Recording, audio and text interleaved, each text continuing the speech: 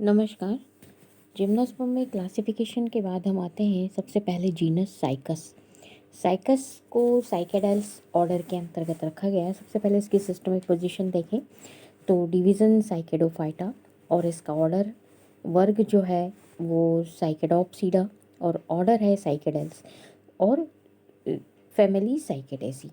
तो Cycadales order के जो सदस्य हैं इनको सामान्यतः साइकेड्स के नाम से जाना जाता है। इनका जो उद्भव है वो कार्बोनिफेरस पीरियड के अंत में सीड फर्न से हुआ था और मीजोजोइक मीजोजोइक एरा के ट्रायसिक पीरियड की ये डोमिनेंट वेजिटेशन के रूप में रहे हैं। इसी कारण से जो ट्रायसिक पीरियड है मीजोजोइक एरा का वो एज ऑफ साइकेड्स के नाम से जाना जाता है। साइकेडेल्स ऑर्डर जो है इसके अंदर 9 जीवित वंश हैं और उसकी लगभग 100 जातियां सम्मिलित हैं।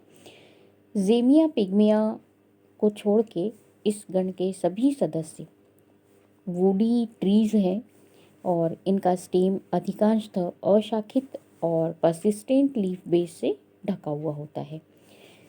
इनके स्टेम के शीर्ष भाग पर पत्तियां जो हैं वो लीफ वर्ल में व्यवस्थित होती हैं और पिन्नेटली कंपाउंड होती हैं और इनके अंदर वुड जो है वो मेनोजाइलिक प्रकार की होती है।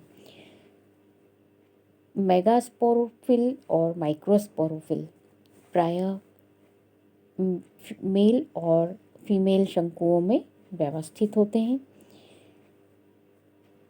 और मेल जो गैमिट है वो मोटाइल होता है। साइकेडेलिस ऑर्डर के अंतर्गत 2 फैमिलियों को रखा गया है, निल्सेनिएसी और साइकेडेसी। साइकेडेसी स्पोर्नी ने इस तरह से 2 फैमिलीज़ में इसको डिवाइड किया है। इसके बाद निल्सेनिएसी फैमिली के अंदर सारे फॉसिल फॉर्म ही पाए जाते हैं, इसमें फॉसिल ही रखे गए हैं और साइकेडेसी के फैमिलीज़ में केवल एक जीवित वंश पैलियोसाइकस या और 9 एक जीवाश्म है पैलियोसाइकस और 9 जीवित वंश को सम्मिलित किया गया है। तो यहाँ पर हम साइकस के बारे में स्टडी करेंगे। साइकेडेलिस ऑर्डर की साइकेडेसी फैमिली के अंतर्गत साइकस की स्टडी करेंगे। तो सबसे पहले आते हैं हम कि साइकस जो है इसको सागोपाम के नाम से भी जाना जाता है और ये जो साइकेडेलिस ऑर्डर का सबसे व्यापक वंश है और बायरहॉस्ट ने 1971 के अनुसार साइकस की 20 जातियां हैं जो भारत के अतिरिक्त नेपाल, चीन, जापान, ऑस्ट्रेलिया, अफ्रीका, बांग्लादेश और बर्मा में पाई जाती हैं। भारत में इसकी 4 जातियां पाई जाती हैं, साइकस सर्सिनेलिस, साइकस पैक्टिनेटा, साइकस रंफाई और साइकस बेडुमई। प्राकृतिक रूप से ये 4 जातियां भारत में पाई जाती हैं और जो कि आसाम, उड़ीसा, मेघालय, अंडमान निकोबार द्वीप समूह, कर्नाटक, तमिलनाडु इनमें पाई जाती हैं। इसके अतिरिक्त साइकस रिवोल्यूटा और साइकस सियामेंसिस को ऑर्नामेंटल प्लांट के रूप में गार्डन में लगाया जाता है। मॉर्फोलॉजिकल कैरेक्टर कुछ प्रमुख जातियों के जो भारत में पाई जाती हैं उनके इस प्रकार से हैं।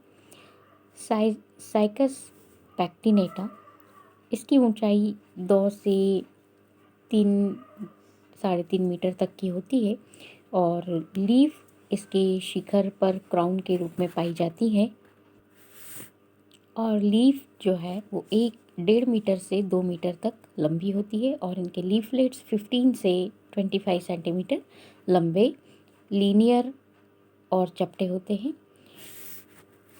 मेगास्पोरोफिल जो है वो 4 से 6 बीजांडे युक्त होती है और माइक्रोस्पोरोफिल मेल जो कोन है वो अंडाकार और दीर्घित होता है और 40 सेंटीमीटर लंबा होता है। इस प्रकार से साइकस रिवोल्यूटा, इसकी हाइट लगभग 1.5 से 2 मीटर ऊंचे वृक्ष होते हैं इसके रिवोलुटा के, और इनके अंदर जो लीफलेट्स हैं वो उपांत के नीचे मुड़े हुए होते हैं। और इसी तरह से साइकस बोडुमाई ये 40 सेंटीमीटर लंबा और श्रुप होता है। साइकस रिवोलुटा की तरह पीछे मुड़े हुए इनके जो लीफलेट्स हैं वो मुड़े हुए होते हैं थोड़े से पीछे की तरफ।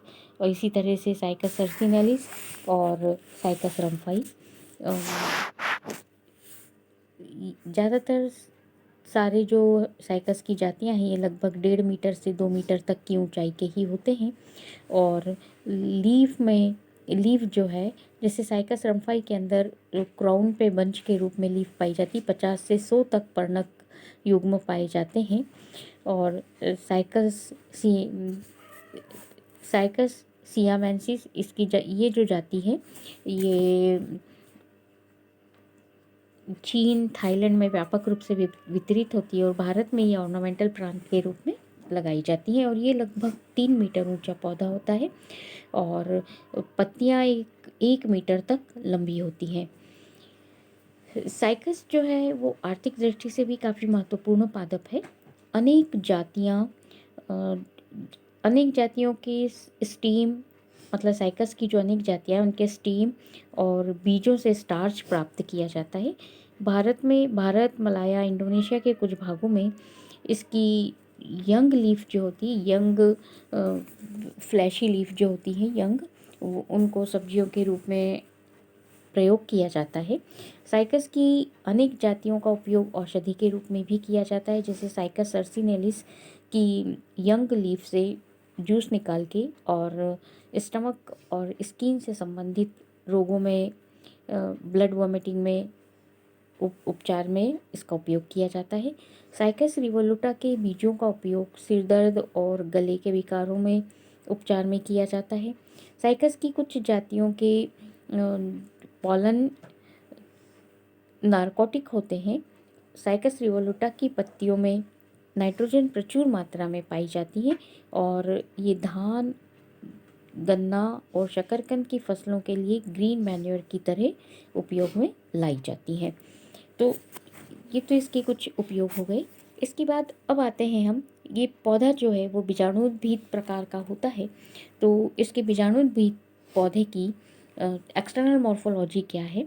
तो सबसे पहले बाह्य संरचना देखते तो सामान्यतः औसत ऊंचाई 1 से 1.5 मीटर से 3 मीटर तक की होती है और पाम के समान सदाबहार वृक्ष है ये, और जीरोफिटिक कैरेक्टर प्रदर्शित करता है। जीरोफिटिक आवासीय स्थलों जैसे पथरीले पहाड़ और अन्य स्थानों पर जहाँ पानी की कमी होती है पाया जाता है। इसके अतिरिक्त इसे गार्डन में भी लगाया जाता है और इसे सागो पाम के नाम से जाना जाता है। ये बीजाणुद्भिद पौधा जड़, तना और पत्ती में विभेदित होता है।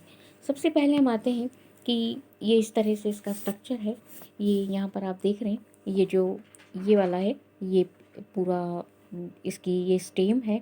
ये लीफ जो है ये इस तरह से स्टेम के शीर्ष पर लगी हुई होती है और यहाँ पर शीर्ष के यहीं बंच में ही, यहीं पर शीर्ष पर सेंटर में ये मेल कोन लगे हुए होते हैं। फीमेल कोन के रूप में ना होकर यहाँ पर लीफ पर ही ओव्यूल का, मेगास्पोरोफिल पर ही ओव्यूल का फॉर्मेशन होता है। यहाँ पर ये जो है एक अलग प्रकार की रूट इसके अंदर पाई जाती है जिसको कोरोलाइड रूट कहते हैं साइकस में।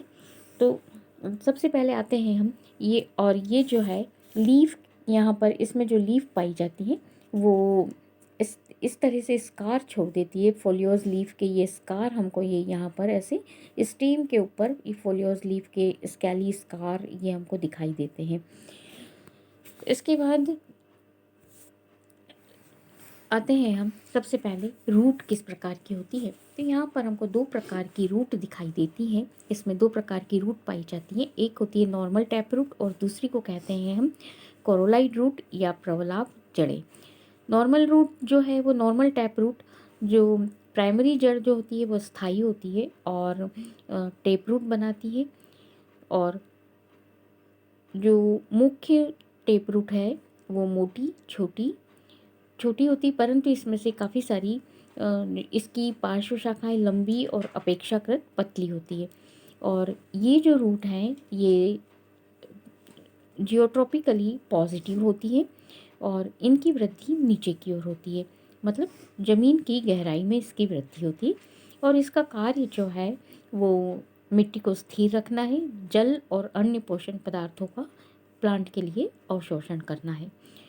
दूसरे प्रकार की जो जड़ें हैं वो है प्रवलाभ जड़ें, और ये अभी डायग्राम में जो आपने देखा, तो ये विशेष प्रकार की जड़ें होती है। ये एपोजियोट्रॉपिक जड़ें होती है, इनकी वृद्धि मिट्टी की सतह पर होती है और ये बार बार द्विशाखी विभाजन करके डाइकोटोमसली ब्रांचिंग करके प्रवलाभ गुच्छों के कोरोलाइन मास बनाती है। इसी कारण से, मतलब कोरोलाइन मास बनाती है और कोरल लाइक दिखती है ये, इसी कारण से इसको हम कोरोलाइड रूट कहते हैं। और पुराने वृक्षों की अपेक्षा छोटे यंग तनों में यंग जो पौधे हैं उनके अंदर ये जड़ें अधिक मात्रा में पाई जाती हैं। और इस प्रकार ये जो जड़ें हैं कोरोलाइड जड़ें, इनके जो कॉर्टेक्स का रीजन है उसके अंदर एक एल्गल जोन पाया जाता है और उसके अंदर ब्लू ग्रीन एल्गी एनाबेना पाई जाती हैं, जो कि एंडोफिटिक रूप में रहती हैं यहाँ पर। और ये ऐसा माना जाता है कि ये जो एल्गी है ये पौधों के लिए नाइट्रोजन स्थिरीकरण का कार्य करती है। ये जड़ों में लेंटिसेल्स पाए जाते हैं और इनका कार्य श्वसन में सहायता करना होता है। इसके बाद स्टेम की संरचना जो है, एक्सटर्नल मॉर्फोलॉजी स्टेम की, तो युवा अवस्था में स्टेम जो है वो ट्यूबरस होता है और सबटेनियर होता है। इसका शीर्ष भाग जो है वो स्कैली लीव्स से ढका रहता है। मैच्योर पौधे के अंदर स्टेम मोटा, बेलनाकार और खंबे के जैसा हो जाता है और काष्ठी वुडी हो जाता है। ये इसके ऊपर परसिस्टेंट वुडी लीफ बेस से, ये जो स्टेम है ये परसिस्टेंट वुडी लीफ बेस से ढका रहता है। साइकस का स्टेम जो है वो अशाखित होता है, परंतु कभी कभी क्षति के कारण एपिकल मेरिस्टम दो भागों में बट जाता है। कोई क्षति हो जाती है यदि, तो एपिकल मेरिस्टम दो भागों में बट जाता है, जिसके फलस्वरूप स्टेम डाइकोटोमसली ब्रांच्ड प्रतीत होता है। साइकस के कुछ पौधों में स्वामी नाम के साइंटिस्ट ने साइकस के कुछ पौधों में द्विभाजी शाखन स्टेम में देखा गया। उसके बाद इसकी जो लीफ है उसकी संरचना किस प्रकार होती है, तो साइकस में डायमॉर्फिक लीफ होती है, एक सामान्य लीफ होती है जिसको एसिमिलेटरी लीफ कहते हैं और दूसरी होती है स्कैली लीफ होती है। तो सामान्य लीफ जो है वो यहाँ पर डायग्राम में देख रहे हैं आप, ये ए जो लीफ है ये सामान्य लीफ है, एसिमिलेटरी लीफ है जो कि फोटोसिंथेसिस का कार्य करती है। और ये जो दूसरी है ये स्कैली लीफ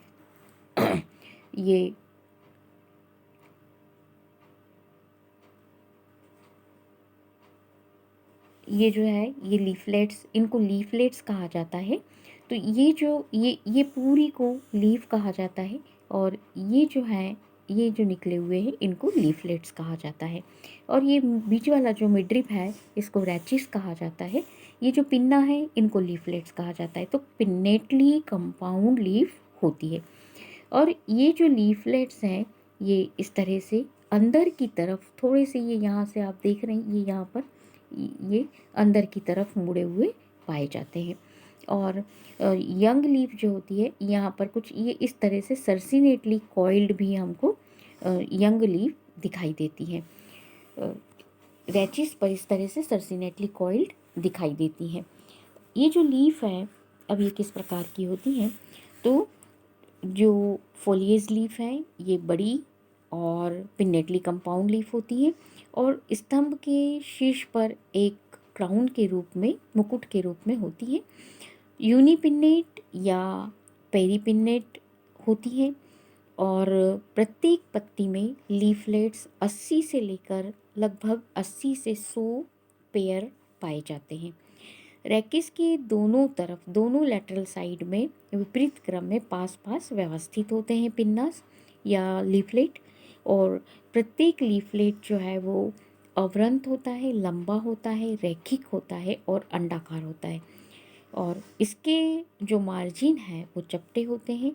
और कुछ जातियों में जैसे साइकस रिवोल्यूटा, इसमें अंदर की तरफ थोड़े से बेल्ट मुड़े हुए होते हैं और इनका शीर्ष जो है वो एक्यूट होता है या फिर स्पाइनी होता है। लीफलेट में केवल एक मिडवैन होती है और लैटरल वेन्स का पूर्णतः अभाव होता है।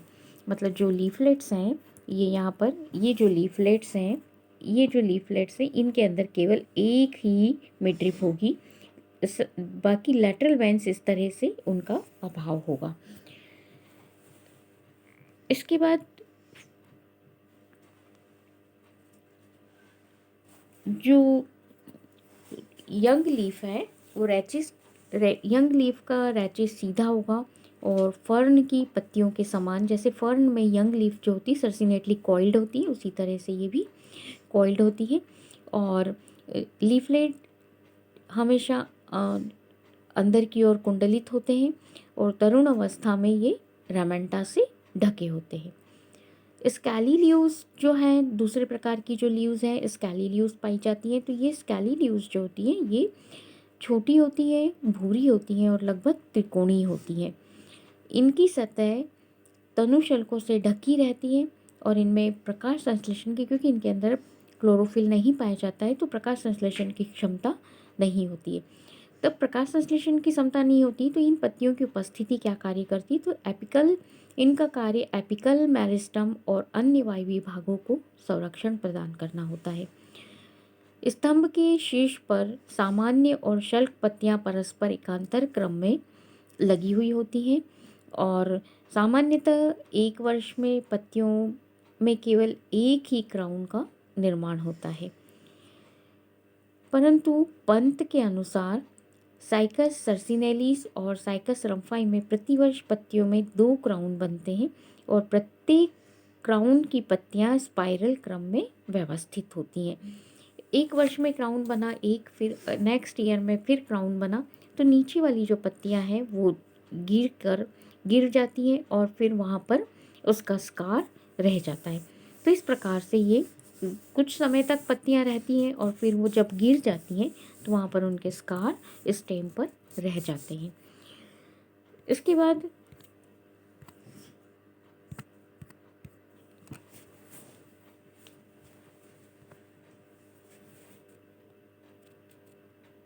तो इस प्रकार ये इसकी साइकस की एक्सटर्नल मॉर्फोलॉजी है कि अब इसकी जो इंटरनल स्ट्रक्चर जो है एनाटॉमी, वो प्रत्येक पार्ट की जड़ तना वो हम नेक्स्ट वीडियो में देखेंगे। धन्यवाद।